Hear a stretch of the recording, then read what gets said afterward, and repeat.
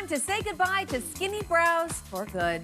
A fuller eyebrow is definitely on trend these days, but getting that natural look isn't always easy. So we find out how some stars get the perfect arch, even if they aren't born with it. And a warning to some viewers, there's some hair-raising footage ahead.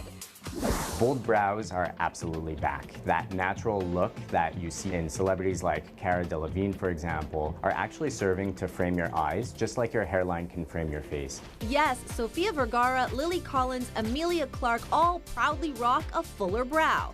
But even if your brows aren't quite so bold, there's a new option on the table. Brow transplants have become very, very popular. The most common cause as to why we see brow thinning in this day and age is just overplucking, and overzealous plucking was really the trend in the 90s, and that's something that we're trying to reverse now with eyebrow transplantation.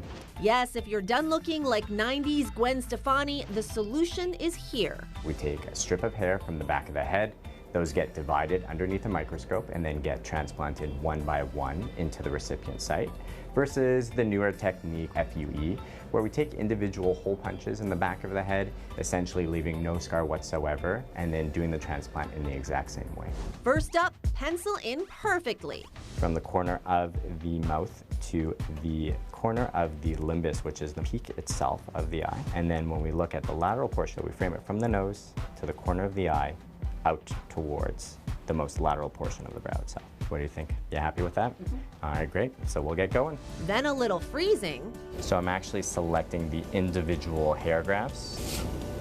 That was one hair that just got sucked up. So you can take a look at the little hairs. You see the bulbs on the transplants, and you can see how they're all single unit follicles. So we're now going at 90 degrees to the skin itself. We're making little pokes into the skin right before we place the hairs themselves. And after hours of implanting the tiny hairs one by one, boom, brows on trend.